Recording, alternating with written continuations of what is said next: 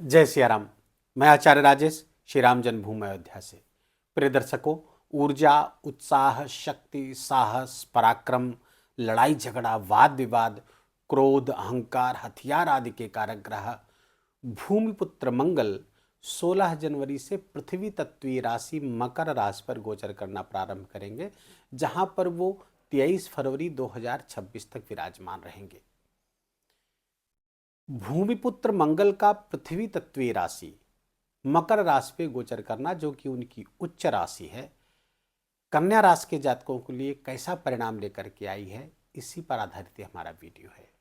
Video को हम 3 sections में बांट करके समझेंगे कि स्थान पर, जिस राशि पर, भाव पर गोचर कर रहे हैं, उसका क्या परिणाम होगा, उनकी दृष्टियों का क्या परिणाम आने वाला है, कहाँ से हमें सतर्क और सावधान रहने की आवश्यकता होगी।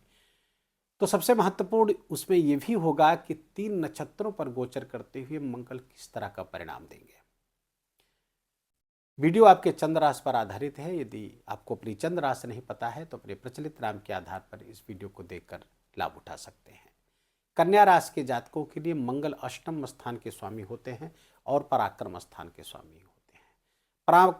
पराक्रम स्थान के स्वामी का पंचम स्थान पर उच्च की राशि पर गोचर करना बहुत शुभ होगा। और तृतीय से तृतीय गोचर हो रहा है इनका, अर्थात आपका ड्राइव बढ़ेगा, आपका इनिशिएटिव्स बढ़ने वाला, आपका स्टेप्स बढ़ेगा, आपका पराक्रम पुरुषार्थ बढ़ने वाला है। और ये इतनी मात्रा में होगा कि आपको इसके लिए, इसको पचाने के लिए कुछ अतिरिक्त प्रयास भी करने की आवश्यकता होगी, अन्यथा आपके पेट में दर्द होने लगेगा। मंगल की इस ऊर्जा के कारण और पेट पर से गोचर करेंगे तो उदर विकार हो सकता है। तो अगर ऐसा हो तो समझ जाए कि मंगल की एनर्जी को हम डाइजेस्ट नहीं कर पा रहे हैं। उसके लिए आपको करना क्या होगा, फिजिकल एक्टिविटी बढ़ा दीजिए। पैंट अगर पहनते हैं और बेल्ट नहीं लगाते हैं तो बेल्ट बांधना शुरू कर दीजिए। और जो लोग बेल्ट, जो हमारी माताएं यदि हैं, तो उनको क्या करना है कि वॉक करें, पैदल चलें, जिसके कारण से मंगल की इस एनर्जी को आप डाइजेस्ट कर सकें और इसका केवल सकारात्मक परिणाम मिले, कोई नकारात्मक परिणाम ना आने पाए। तो पहली बात इसको यहाँ पर समझ लें। और मंगल चूंकि ये आपके पराक्रम से तृतीय स्थान पर, अर्थात तृतीय से तृतीय बैठना बहुत शुभ होता है मंगल का खासकर, तो ये पराक्रम पुरुषार्थ को बढ़ाएंगे। हर काम को आप बहुत अच्छे तरीके से करेंगे, आपको आपके रिस्क लेने की क्षमता को बढ़ाएंगे। आपका कम्युनिकेशन यहाँ पर बहुत फास्ट पेस में अच्छे तरीके से होगा, प्रभावशाली होगा। ये आपके लिए बहुत परिणामोत्पादक होगा, अच्छे परिणाम लेकर के आएंगे। मंगल का पंचम स्थान पर गोचर करना शिक्षा संतान का स्थान है। फलतः ये आपके शिक्षा और संतान से संबंधित शुभ फलों को यहाँ पर बढ़ाने वाले हैं। अब यहाँ पर सूर्य की एनर्जी भी मंगल को प्राप्त हो रही है। साथ ही साथ आपके भाग्य के स्वामी शुक्र भी मंगल के साथ 6 फरवरी तक गोचर करेंगे। सूर्य इनके साथ 13 फरवरी तक रहने वाले हैं। सूर्य यद्यपि द्वादश स्थान के स्वामी है, पंचम स्थान से संपर्क बना रहे हैं और दोनों की दृष्टि, मंगल सूर्य की दृष्टि एकादश स्थान लाभ स्थान को देखेगी। फलतः फॉरेन से आपका रिलेशन बनता हुआ दिख रहा, फॉरेन से लाभ आपको ज़्यादा मिल सकता। ऐसे कन्या राशि के जातक जिनका फॉरेन से कोई रिलेशन है, चाहे मल्टीनेशनल मिनिस्ट्रीज में काम करते हैं या घर पे रहकर वर्क फ्रॉम होम करते हैं या कोई एक्सपोर्ट इम्पोर्ट आदि का किसी भी प्रकार का कोई संबंध है, तो वहाँ से लाभ बढ़ेगा।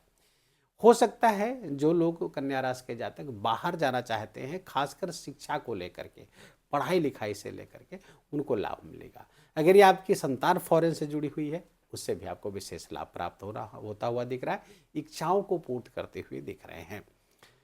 पंचम स्थान चूंकि मंगल यहाँ पर उच्च के होंगे, तो प्रेम जीवन में जो लोग हैं उनके लिए अच्छा समय नहीं है। सूर्य भी साथ में गोचर करेंगे, यद्यपि प्रेम के कारक ग्रह शुक्र भी साथ में होंगे, त्रिकोण के स्वामी बन करके यहाँ पर गोचर करेंगे, अच्छे फल लेकर के आएंगे। लेकिन थोड़ा सा कॉन्फ्लिक्ट बना रहेगा प्रेम जीवन में आपके क्रोध और अहंकार के कारण, क्योंकि मंगल जब उच्च के होंगे और अहंकार के कारक ग्रह सूर्य भी साथ में बैठेंगे, तो अहंकार बढ़ेगा, ईगोइस्टिक लैंग्वेज आप बोलेंगे और थोड़ा अधिकार प्रवणता बढ़ जाएगी, अधिकारवादी प्रवृत्ति आपकी बढ़ जाएगी प्रेम जीवन में। तो थोड़ा सा वहाँ पर कॉन्फ्लिक्ट पैदा होगा, इसका ध्यान रखिएगा। अच्छा, यही बात संतान पर भी आप हावी होने की कोशिश कर सकते हैं या अपने निर्णय थोपने की कोशिश कर सकते हैं, अपने व्यूज़, अपने विचार थोपने की कोशिश कर सकते हैं, जिसके कारण से कुछ कॉन्फ्लिक्ट बढ़ेगा संतान के साथ। इस पर थोड़ा सा विचार करने की आवश्यकता है आपको। संभल कर अपनी प्रतिक्रिया दीजिए संतान से और प्रेम जीवन में। अष्टम स्थान के भी चूंकि स्वामी हैं, अचानक से होने वाली घटनाओं के भी स्वामी हैं भूमिपुत्र मंगल अष्टम स्थान के। पंचम स्थान पर गोचर करेंगे तो अचानक से होने वाली घटनाएं, एंग्जाइटी, चिंता कहाँ आ रही है? शिक्षा और संतान पे। तो इससे संबंधित कुछ चिंताएं भी मंगल आपको लाएंगे, लेकिन ये चिंताएं आपके लिए फायदेमंद होंगी। ये स्ट्रेस ये आपके लिए ट्रांसफॉर्मेटिव होगा, बदलाव लाने वाला होगा और उस दिशा में आप अच्छे तरीके से काम करने वाले होंगे। क्यों? क्योंकि पराक्रम भाव से तृतीय स्थान पर गोचर कर रहे हैं, ये आपके लिए बहुत शुभ होगा। मंगल की जो चौथी दृष्टि अष्टम स्थान पर ही पड़ेगी, तो ये फलता उनकी अपनी ही राशि है, अपना ही घर है, अपनी मूल त्रिकोण राशि है, मेष राशि। तो मंगल की चौथी दृष्टि बहुत फायदेमंद होगी। यदि आप विद्यार्थी हैं और किसी रिसर्च आज से जुड़े हुए हैं, जबरदस्त परिणाम आपको प्राप्त होगा। और यदि आप शेयर मार्केट, ट्रेडिंग आदि में हिस्सा लेते हैं या आपकी जन्म कुंडली भी इसी तरह के एक संकेत करती है, तो ये लाभकारी होता हुआ दिख रहा है, क्योंकि स्पेकुलेशन के स्थान पर अचानक लाभ का योग बनता हुआ दिख रहा है और यहाँ से दृष्टि भी सप्तम वहाँ पड़ रही है, तो इस तरह से लाभ हो। लेकिन इस पर थोड़ा सजग रहें, आपकी जन्म कुंडली भी इस दिशा में इशारा करना आवश्यक है। अच्छा, मंगल की जो सातवीं दृष्टि आपके लाभ स्थान पर पड़ रही है। लाभ स्थान पर मंगल और सूर्य शुक्र तीनों की दृष्टि पड़ेगी, फलता लाभ का भाव एक्टिवेट हो रहा है। आपका एकादश भाव जो इनकम है, सोर्स ऑफ इनकम, वो वहां पर और बेहतर होती हुई दिख रही है। इच्छाओं की पूर्ति का स्थान है, डिजायर्स आपकी फुलफिल होती हुई दिख रही हैं। कहाँ कहाँ से डिजायर आपकी हो सकती है? अब तो पंचम स्थान है, तो पंचम स्थान संतान की डिजायर्स हो सकती है, आपकी स्पेकुलेशन से संबंधित, एजुकेशन से रिलेटेड, पूर्व पुण्य भी आपका इसमें मदद करने वाला है। तो कुल मिलाकर के ये समय आपके लिए बहुत बेहतर है, इच्छाओं को पूर्ति करने वाला है, मनोकामनाओं की पूर्ति करने वाला है। और मंगल की जो आठवीं दृष्टि है वो कहाँ पड़ रही है? सिंह राशि पर, द्वादश स्थान पर, और द्वादश स्थान के स्वामी मंगल के साथ ही गोचर कर रहे हैं। अभी आप देखेंगे कि नक्षत्र का भी एक रिलेशन यहाँ बनता हुआ दिख रहा है सूर्य के, तो फलतः द्वादश से रिलेटेड अच्छी चीजें बढ़ रही हैं। अच्छा, एक कनेक्शन यहाँ पर देखेंगे, द्वादश भाव किसका है? मेडिटेशन का, योगा का, स्पिरिचुअलिटी का, लास्ट ट्रुथ का, अल्टीमेट ट्रुथ का भाव है ये। तो योगा, प्राणायाम, स्पिरिचुअलिटी कहाँ बैठ रही है? पंचम। ये जप का है, ये स्थान जप का है, साधनाओं का है, पूर्व पुण्य का है। तो अगर आप इस तरह अपने आप को कनेक्ट कर पाते हैं योग, प्राणायाम, स्पिरिचुअलिटी आदि के माध्यम से, नाम जप, मंत्र जप आदि से आप जोड़ पाते हैं, तो मंगल का एक गोचर और भी शानदार आपके साथ होगा, बहुत अच्छे परिणाम लेकर के आएगा और जो निगेटिव इन्फ्लुएंस है वो बिल्कुल कम हो जाएगा। ये एक बहुत ही महत्वपूर्ण बात है, इसको एकदम मन में बिठा लीजिए कि द्वादश का संबंध जब भी पंचम से बनेगा तो आप मंत्र जप और साधनाओं के लिए सर्वोत्तम योग होगा और उसका आपको लाभ लेना चाहिए। मंगल यहां पर गोचर करते हुए 3 नक्षत्रों पर गोचर करेंगे। पहला नक्षत्र है उत्तराषाढ़ा नक्षत्र, जिस पर 11 जनवरी से गोचर करना प्रारंभ कर चुके हैं, जहां पर 29 जनवरी तक रहने वाले हैं। उत्तराषाढ़ा नक्षत्र है, 2 तारों का नक्षत्र है, इसके स्वामी सूर्य हैं और सूर्य नक्षत्र स्वामी सूर्य मंगल के साथ ही गोचर कर रहे हैं, अत्यंत शुभ हो गया। तो बड़े अच्छे परिणाम यहाँ पर, फिर द्वादश का कनेक्शन यहाँ पे मिलता हुआ दिख रहा है। इसलिए मैंने कहा कि इससे यदि आप कन्या राशि के जातक जुड़ पाएंगे, जबरदस्त परिणाम लेकर के आएंगे। और फल कन्या राशि के जातक यदि आप किसी प्रकार के कंपटीशन आदि से जुड़े हुए हैं तो ये भी आपके लिए लाभकारी है। खासकर शैक्षिक कंपटीशन आपको विशेष लाभ देगा। सभी प्रकार के कंपटीशन तो नहीं, लेकिन शैक्षिक कंपटीशन में आप हावी रहने वाले हैं। कोई प्रतियोगी परीक्षा की तैयारी वगैरह कर रहे हैं तो इस पर आप एकदम फोकस रहिए। इस कालखंड में कोई परीक्षा होती है तो परिणाम आपके पक्ष में आने की संभावना बहुत अधिक होगी। उत्तराषाढ़ा नक्षत्र इच्छाओं की पूर्ति का नक्षत्र है। अब देखिए एक और बढ़िया बहुत खूबसूरत कनेक्शन बन रहा है। पूर्वाषाढ़ा नक्षत्र, इसके पहले वाला जो नक्षत्र होता है वो इच्छाओं को जागृत करता है, डिजायर्स पैदा होते हैं, उस दिशा में आप सोचते हैं। उत्तराषाढ़ा नक्षत्र उन्हीं डिजायर्स के फुलफिलमेंट का है, उन्हीं उन्हीं इच्छाओं की पूर्ति का है। और यहाँ पर बैठ करके मंगल उस नक्षत्र पर गोचर करते हुए इच्छाओं की पूर्ति के स्थान को देख रहे हैं, उनकी 7वीं दृष्टि वहां पड़ रही है। तो ये बड़ा खूबसूरत योग भी बन रहा है इच्छाओं की पूर्ति का। कोई बड़ी इच्छा पूरी आपकी हो सकती है, यदि भूमि जमीन जायदाद आदि से संबंधित है तो और अच्छे लाभ आपको वहां प्राप्त होंगे। इस नक्षत्र पर गोचर करेंगे 29 जनवरी को। 29 जनवरी के बाद में 15 फरवरी तक, 29 जनवरी से 15 फरवरी तक श्रवण नक्षत्र पर आएंगे, जिस नक्षत्र के स्वामी चंद्रमा है। मंगल का चंद्रमा के नक्षत्र पर गोचर करना, चंद्रमा के साथ होना आर्थिक लाभ बढ़ाता है, ये लक्ष्मी योग बनाता है। अब श्रवण नक्षत्र पर मंगल जाएंगे और कहां देखेंगे, चंद्रमा के ही राशि को देखेंगे, 7वीं दृष्टि से देख रहे हैं, तो फिर एक अच्छा कनेक्शन बन रहा है लाभ के साथ में। तो ये भी आपके लिए बहुत अच्छा होगा। ये 3 तारों का नक्षत्र है श्रवण नक्षत्र, और सूंड की तरह आकृति होती है, कान इससे रिलेटेड होता है। तो श्रवण करिए, सुनिए, अपने गुरु की बात को सुनिए, अपने मेंटर्स की बात को सुनिए।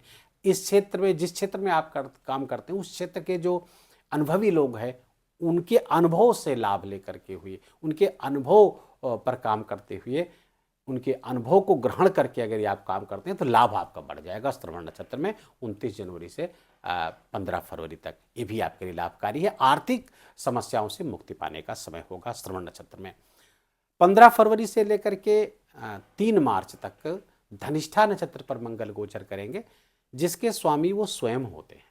मंगल का अपनी ही राशि पर, अपने ही नक्षत्र पर गोचर करना और उच्च की राशि पर अपने गोचर करना, ये सब चीज़ें बहुत फेवरेबल होती हुई दिख रही हैं।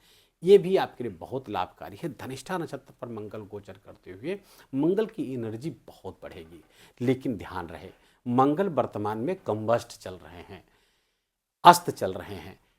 17 डिग्री के मंगल जब सूर्य से 17 डिग्री के अंतर पर आ जाते हैं तो सूर्य का प्रकाश, सूर्य का तेज मंगल की एनर्जी को आच्छादित कर लेता है।